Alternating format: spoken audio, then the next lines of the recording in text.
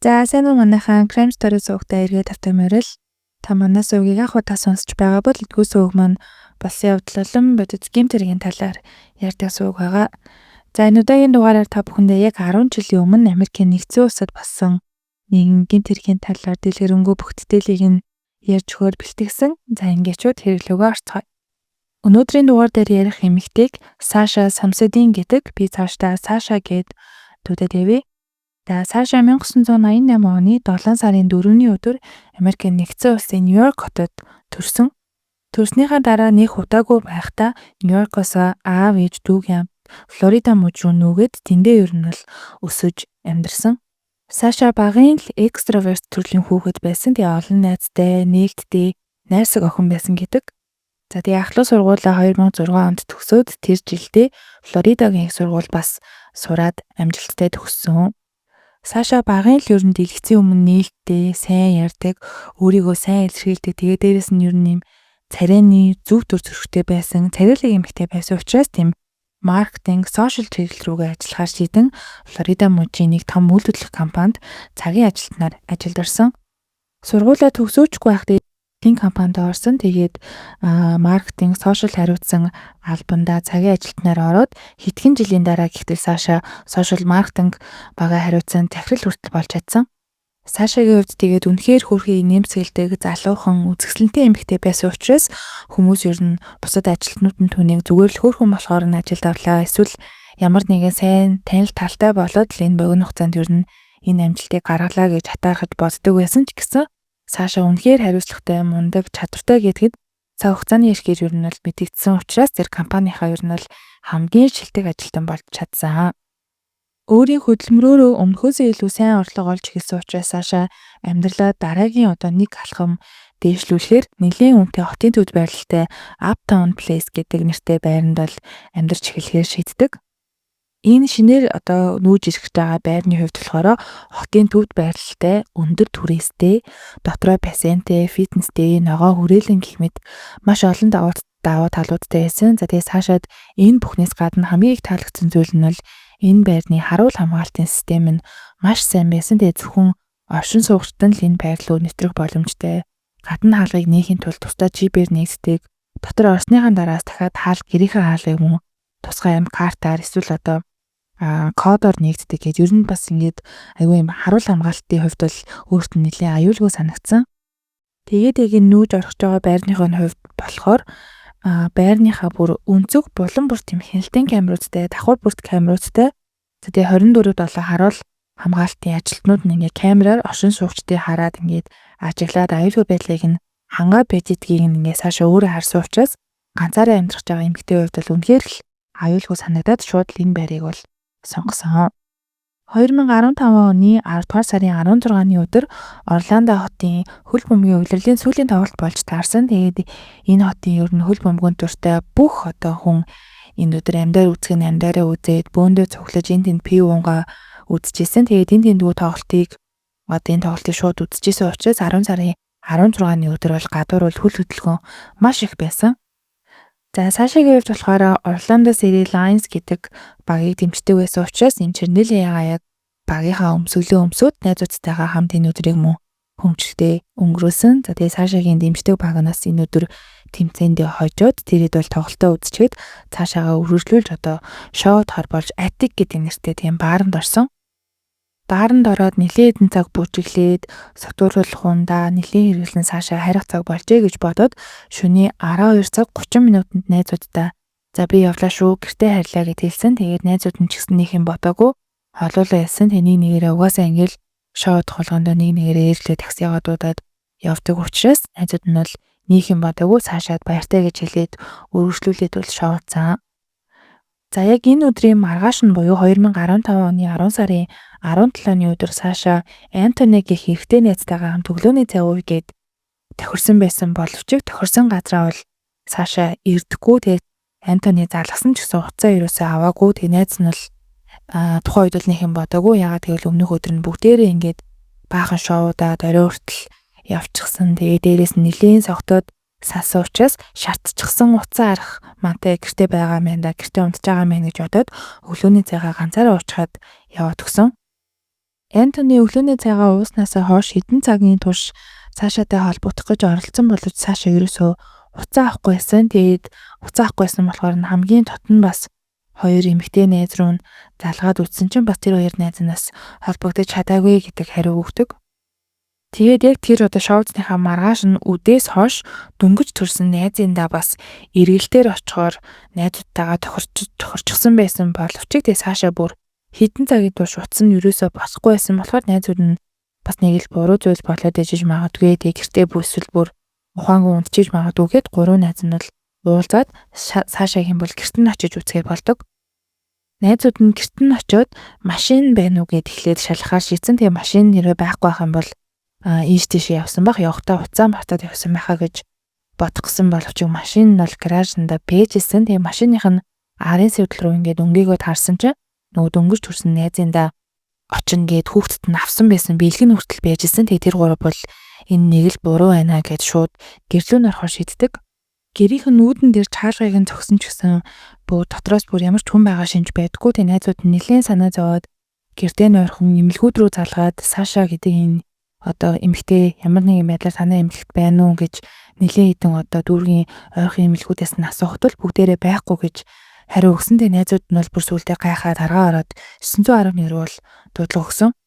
Цагдаа нар ирээд Сашагийн байр руу нэвтрэх явцдаа тухайн байрны харуул болох Стивен Доксбери гэх залуутай бол танилцаад тухайн харуул залуу бол гайхсан байдалтай ямар хэрэгээр та бүхэн явж байгаа илээ гэж асуухтан цагдаа нар энэ тоод амьдардаг эмэгтэйг шалгахаар ирлээ гэж зөвшөөрөл аваад бол байр руу нэвтрээд Сашагийн гэрт нь бол орж үтсэн. Цагдаа нар Сашагийн гэрт нь нэвтрээд үзэхэд ямар нэгэн хүчээр гэрт хин нэгэн одоо нэвтэрсэн уул мөр бол байхгүйсэн. Тэгээ гэр нь бүр нам гүм гэрлэхүү байсан учраас цагдаа нар бол найзууд нь бол гэрт нь хүн байхгүй нэ гэж бодсон. Тэгээ хамгийн сүүлд мастер онцлогны өрөө шалгаад үзэхэд орон дээр нь нэм хүнчлэгийн нэм сонин хэлбэртэй өвчгсөн байсан.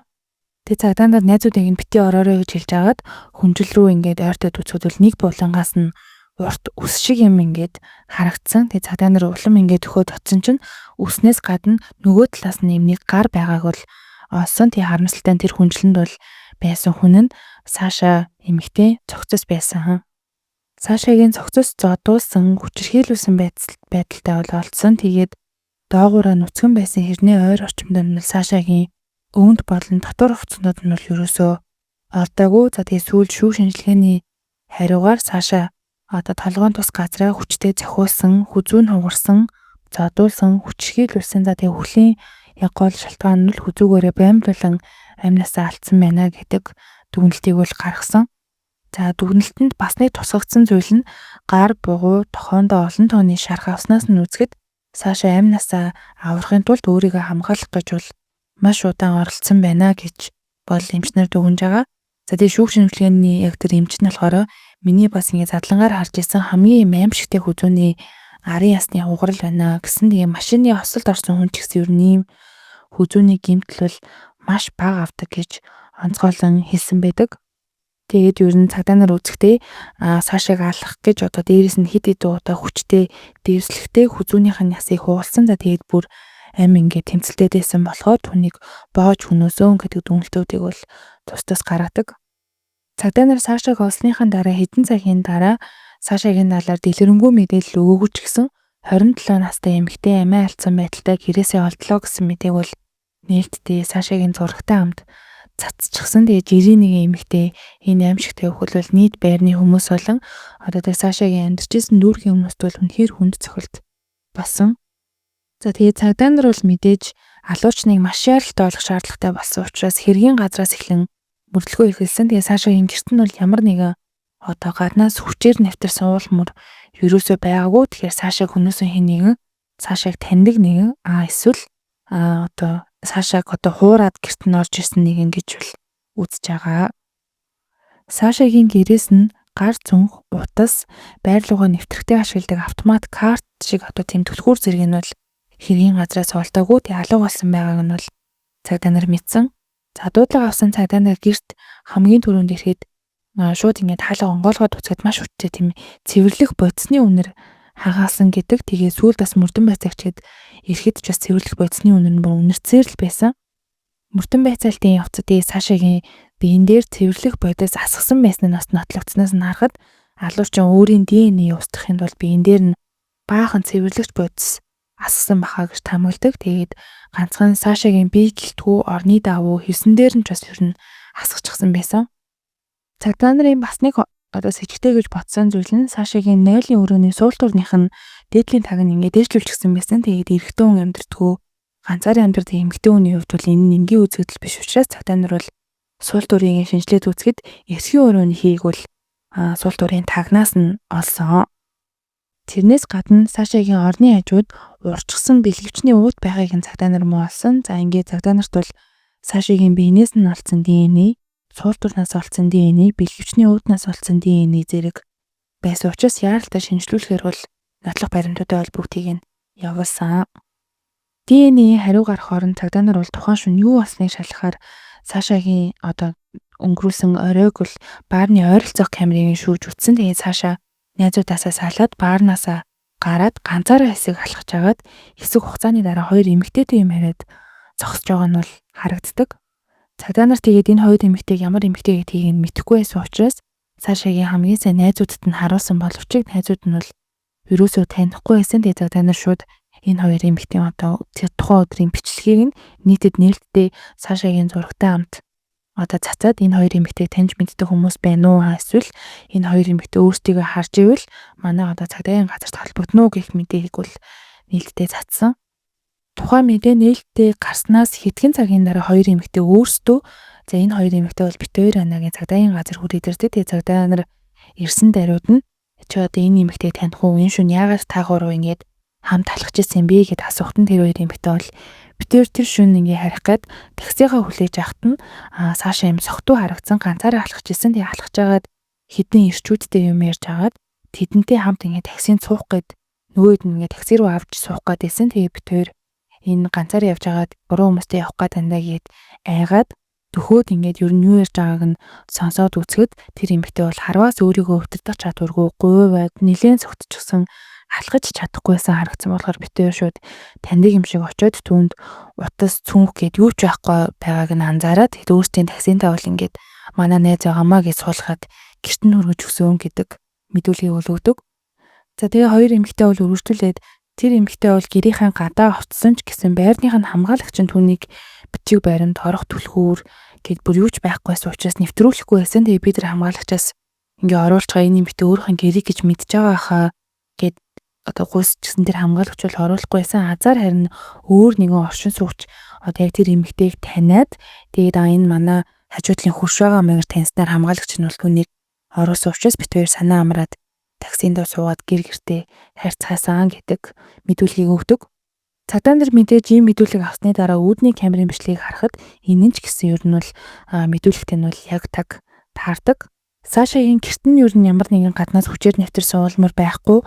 За тэгээд дээрэс нь хүчирхийлүүлсэн байдалтай цогцсон олдсон учраас цагдаа нарын ер нь сэжиглсэн хүмүүсийн нэг нь Сашатай холбоотой байгаа ирчүүд болон хууч X найз залуу эсвэл уустай залуучуудаас нь ер нь сэжигтэн болгож нэг нэгээр нь байцаалт авч эхэлсэн. За тэрний хамгийн эхний сэжиглсэн хүн бол Сашагийн X найз залуу болох Тейлор гэх залуу байсан.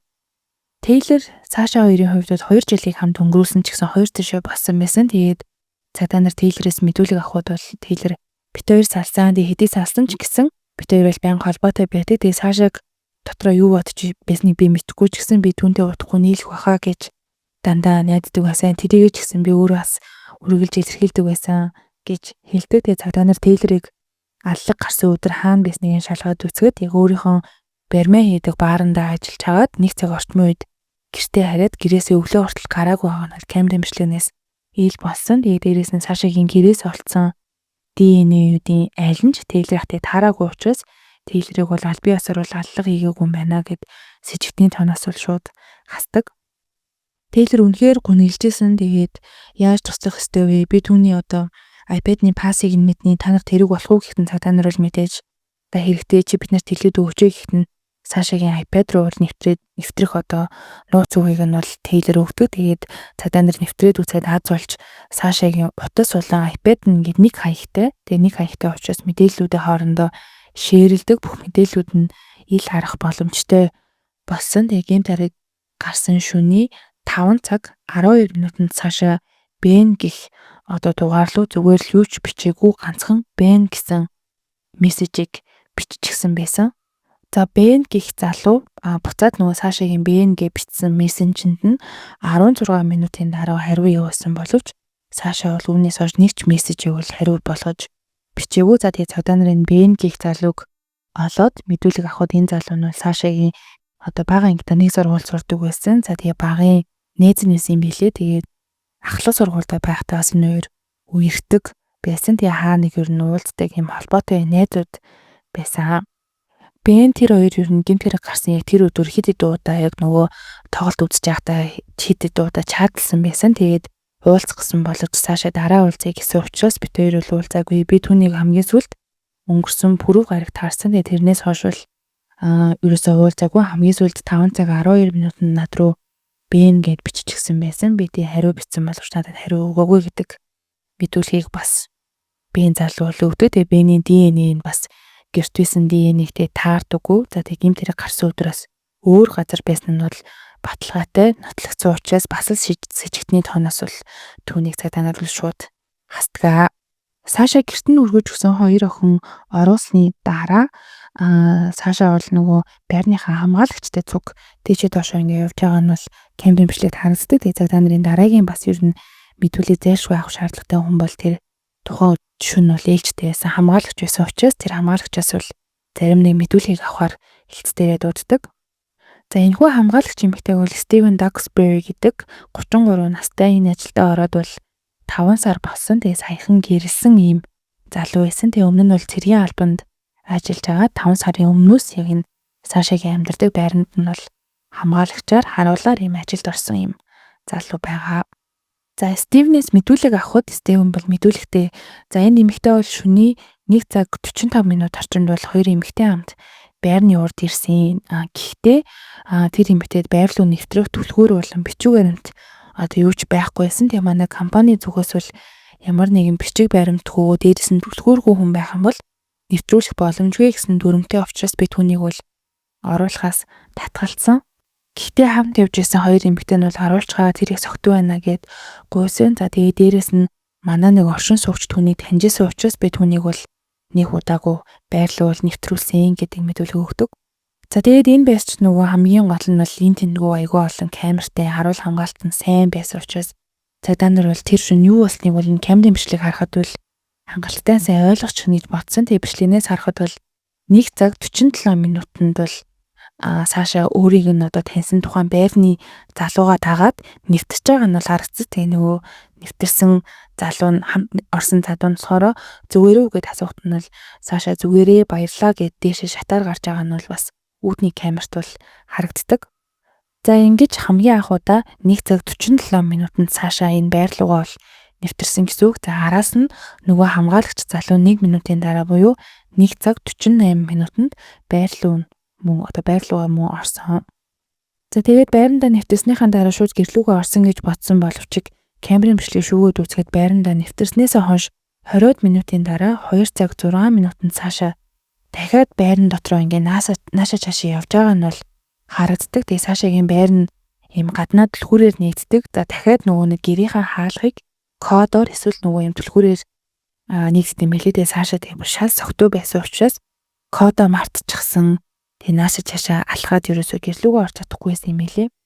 За тэгээд нааша чашаа явж байгаа бичлэгнээс хойш дахиад 20 минутын дараа 2 цаг 25 минутанд Саша хамгаалагч Стивентэй хамт явж байгаа нь бол камерын бичлэгт харагддаг. Тэгээ нааша чашаа нилээ хамтдаа алхаж байгаад Саша гинтл би кодоо санчглаа яг санчглаа ашгүйдээ гээд нөгөө хамгаалагчтайгаа хурдан яриад алхаж байгаа нь бас ер нь бол камерт харагдсан. За тэр хугацаа нь болохоор 2 цаг 31 минутанд камерт харагдсанаас хойш Саша дахиж бол камерын бичлэг нь харагдаагүй. Тэгэхээр бол тэрийг кодоо санчглаа гэж хэлсэн үедээ кодоо санаад гэрлүүгээ нэвтэрсэн гэсэн үг.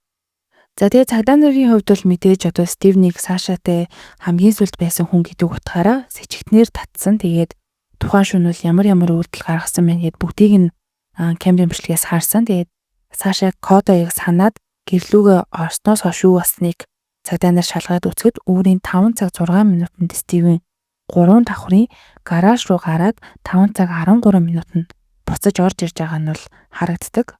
За үүнээс хойш 1 цаг 20 минутын дараа 6 цаг 36 минутанд Стивен 2 давхрын гараж руу 3 цагаан уттай зүйл барьсан гарч байгаа нь бол бас харагдсан. За тэгээ 2 минутын дараа гаражнаас буцаж байр руугаа орж ирээд өөрийнхөө юмнуудыг аваад ээлжинд дууссан учраас барилгаас гарч яваа нь бол харагдсан.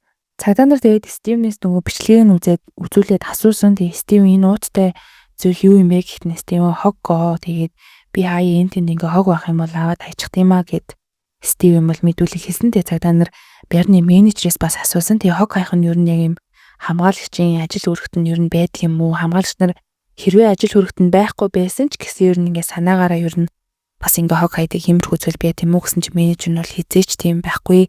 Манай хамгаалагч нар бол шал өөр юм ажил үүрэгтээ өөр зүйлийг шаардлагатай учраас хог зөөх зөндөө олон тустай өөрчлөлтөр байгаа гэж хариу хэлдэг. За бас нэг сэжигтэй байсан зүйл нь болохоор тухайн шөнө Стивний ээлж нь өврийн 6 цагт дууссан байхад Стивен 6 цаг 40 минутанд барилгаас гарч явсан. Тэгээд энийг бас өөрөөс нь асуухад за тухайн өдрийн бол тайлангаа биччихсэн юм аа. Тэгээд ер нь нэг 30-40 минут болоод би гарсан гэж хэлсэн боловч яг тэр харуул хамгаалтын компаниас нь асуухад зүгээр тэр тайлан нь бол юм бөглөх 1-2 минутанд хийчих юмнууд байдаг юм хэлээ. Тэгэхээр бол 6 цагт аль дээр ингээд ээлжинд дуусчаад ах 6 цаг 40 минут хүртэл бас юу хийсэн нь бол тодорхойгүй. За тэгэхээр Стивний хувьд болохоор 5 цаг 13 минутанд гаражаас байр руу нэвтэрч байгаа нь харагддаг. За буцаад 6 цаг 36 минутанд болохоор байрнаасаа гараж руу гарч байгаа нь харагддаг. Тэгэхээр яг энэ 1 цаг 23 минут орчим хугацаанд бол ямар нэгэн камерт ерөөсөө өртөөгүй. За тэгээ дээрээс нь цаашаа хамгийн сүлд Бен гих найз руугаа Бен гэж одоо мессеж бичиж дахиж ямар ч холбоогүй бас яг тэр хугацааны хувьд бол маш сэжигтэй хоорондоо таарад байгаа. Тэгээ тэр мессежийг бол 5 цаг 12 минутанд бол цаашаа бичсэн байсан. Цагдаа нар Стивнийг ер нь хамгийн бас том сэжигтэй юм байна гэж үзээд Стивний гэр болон машиныг нэгжих зөвшөөрөл авсан. За тэрнээс гадна Стивнээс бол үнэн худлааг илрүүлдэг polygraph test авахар болдог. Тэгээ энэ нь бол яг шүүх хурал дээр нотлох баримт гэж үздэггүй ч гэсэн 70-аас 90% яг үнэн гэж одоо гардаг учраас цагдаа нар бол мөрдөн байцаалтын үеэр энэ хүн худлаа ярьж гэнэ үү үгүй юу гэдгийг нь бол шалгахтаа ашигладаг юм тест байгаа. За тэгээ харамсалтай нь Стивен энэ тестэн дээрх яг гэмт хэрэгтэй холбоотой бүх асуултанд худлаа ярьж байна гэсэн хариулт гарсан. Тэгээ Стивен бас тэгээд өмнө нь хүчингийн эрэгт буруутгагдчихсэн тийм ял хүртэл авч исэн ийм хүн юм бэлээ. Тэг яагаад ийм түүхтэй хүнийг бас хамгаалагчийн ажилд авсан нь бол өстой ойлгомжгүй. Polygraph test за тэгээ дээрээс нь камерын бичлэгээс гадна гарцаагүй нотлох баримт болох DNA хариу гарахад цаашаагийн бие, суултуур за тэгээ хаалганы бариул бэлгэвчнээс олсон DNA бүгд Стивен гихтэй ер нь бол яг таардаг. Тэгээ цаашаагийн гэрээс олсон Sketch brand-ийн гутлын хээтэй яг таарах гутлыг бас Стивний гэрээс нь олсон. За ингээд ер нь бол энэ шүн цаашаагийн аимшигтайгаар алсан алуурчин бол цаашаагийн амьдарч исэн байрных нь хамгаалагч болж таарсан. Тэгээ уг нь бол өөрийг нь хамгаалах ёстой хүн байтал өөрийг нь ингэж аимшигтайгаар л хүнөөсөн. Стивнийг цагдаа нар барьж авахд гар нь маш олон шархалчихсан байсан. Тэгээд нэг шарх нь бүр шүдний маш том орон байснаас нь харахад цаашаа яг амнасаа хураахтай ер нь бол өөрийнхөө амийг аврах гэж ямар их хичээж тэмцэжсэнийг бол харж болохоор байгаа. Цаашаагийн хэргийн шүүх хурал 2017 оны 11 сард болсон. Тэгээд Стивенд бол 1-р зэргийн хүн амны хэрэг, хүчирхийлэл, за тэрнээс гадна орон байрны хулгай нууцаар дэвтэрсэн гэх мэт заалтууд гарвал түнд насаар нь хорих ялыг давж заалдах боломжгүйгээр бол өгсөн. Тэгээ одоо хүртэл ялаа идлээд шорондоо сууж байгаа. За тэгээд нэг ийм харамсалтай хэргийн талаар та бүхэндээ ярьж өглөө. Тэгээ нэлээд бас сургамжтай байсан болов уу гэж бодож байна. Та хэд манаас энэ хэргийн талаар юу гэж бодож ийн санал бодлоо нээлттэй бичээрэй. Тэгээ дараагийн дугаар хүртэл түр баяртай манайхаа subscribe дарахаа мартаваа.